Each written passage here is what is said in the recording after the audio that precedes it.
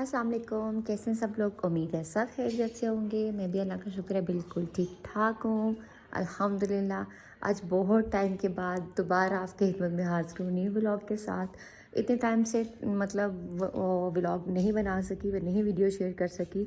Normally अपनी मतलब shorts वगैरह ही लगाती रही हूँ, लेकिन सोचा आज फिर आप लोगों से बातचीत की जाए।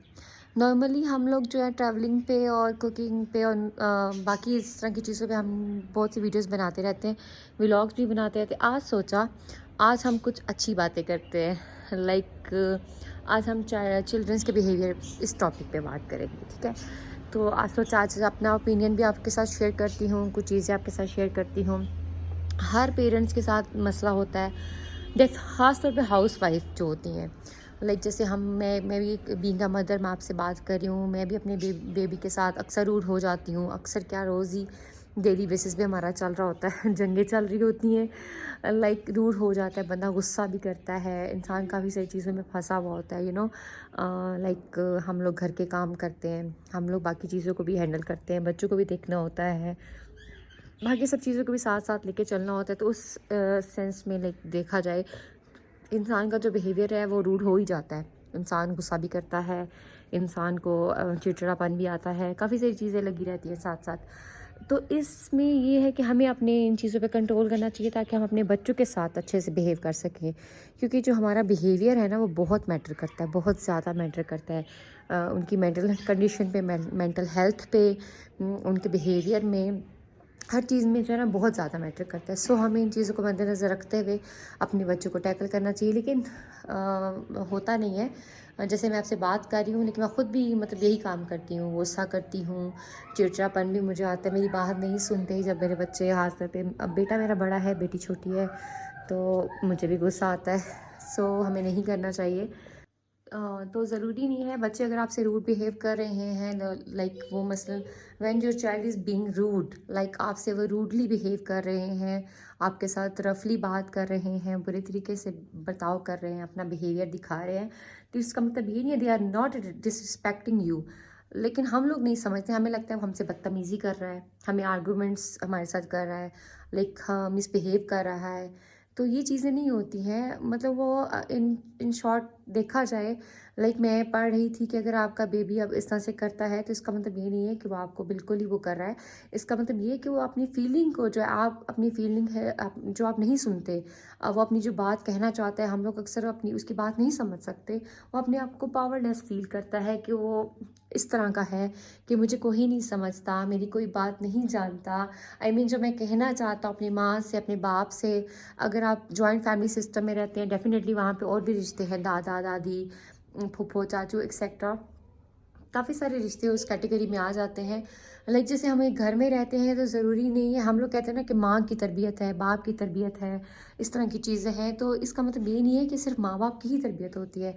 बेसिकली इंसान जिस जॉइंट फैमिली सिस्टम में अगर रहता हो ना, तो देखा जाए तो जो जो उस घर में बंदा रहता है ना, उससे इंसान, उसके बच्चे सब कुछ सीखते हैं। लाइक उसका बिहेवियर, जो भी चीज़ें हैं ना, वो उनसे अडॉप्ट करते हैं।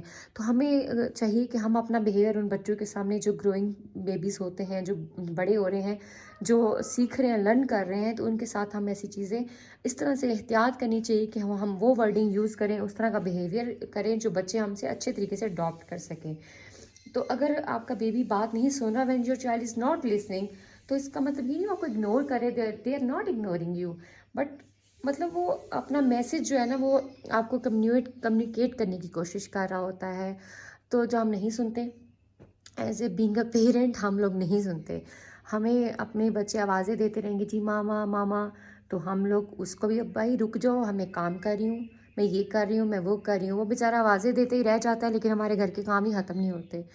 मेरे हस्बैंड हैं, वो अक्सर कहते हैं प्रायोरिटी हमेशा बच्चों को दो, बाकी काम बाद में करो। लेकिन बात वही आ जाती है ना, इंसान जब जॉइंट फैमिली सिस्टम में रहता है तो हमें बाकी लोगों को भी देखना पड़ता है।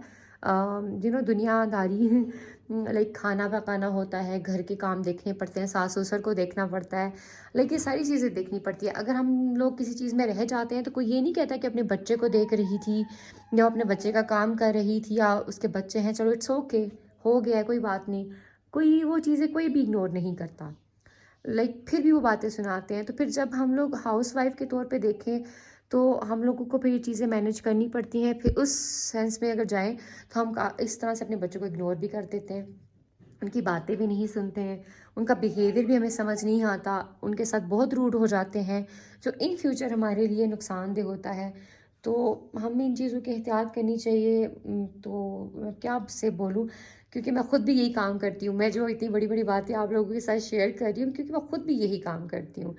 तो वो बेबी जो होता है इमोशनली एक चीज़ से स्ट्रगल कर रहा होता है, उसको आपकी हेल्प की ज़रूरत होती है कि हमारी कोई बात सुने, हम जो कहना चाहते हैं, जो मैसेज कन्वे करना चाहते हैं, तो वो हम करें। वो अनरीज़नेबल कुछ भी नहीं होता। जैसे हम लोग कहते हैं ना, मेरा जो रूडनेस है, मेरा जो गुस्सा है, वो किसी रीज़न की वजह से है, विदाउट रीज़न नहीं है। इसी तरह जो बच्चे होते हैं उनका भी कुछ भी अनरीज़नेबल नहीं होता, उनके बात के पीछे भी कुछ ना कुछ होता है जो हम लोग समझ नहीं पाते, हम लोग अंडरस्टैंड नहीं करते। सो इस लिहाज से फिर देखा जाए तो ऑलवेज़ जो है ना, आप अपने बेबीज़ की जो बिहेवियर कर रहे हैं उसको अंडरस्टैंड किया करें। Always understand your childrens behaviour because they are always communicating something. Means उनकी जो बात होती है उसके पीछे कुछ ना कुछ वजह ज़रूर होती है, जिसको हम समझने से कासिर होते हैं, जो हम नहीं समझते हैं। तो हमें ये चीज़ें इग्नोर नहीं करनी चाहिए।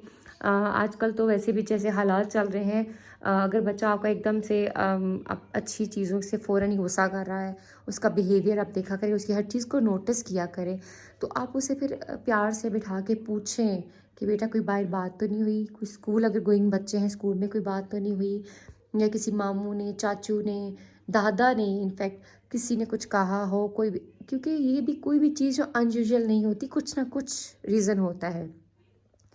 तो इस तरह से हमें अपने बच्चों को समझना चाहिए, उनसे प्यार से बिहेव करना चाहिए। तो हम लोग नहीं समझते, मुझे भी इस चीज़ पे अमल करना ज़रूरी है, क्योंकि मैं खुद भी बहुत रूड हो जाती हूँ, जो अच्छी बात नहीं होती। सो ये मैंने सोचा कि आज आपके साथ इस तरह का व्लॉग शेयर करते हैं कि आपसे अपनी मन की, अपने दिल की बात करती हूँ, आपके साथ कुछ शेयर करती हूँ जो आपके भी शायद काम आए। सो हाँ, इसलिए तो सोचा आज इस चीज़ पे ब्लॉग बनाते हैं। तो अगर आपको मेरा व्लॉग, मेरी बातें अच्छी लगी हैं तो प्लीज़ इसको लाइक शेयर ज़रूर कीजिएगा।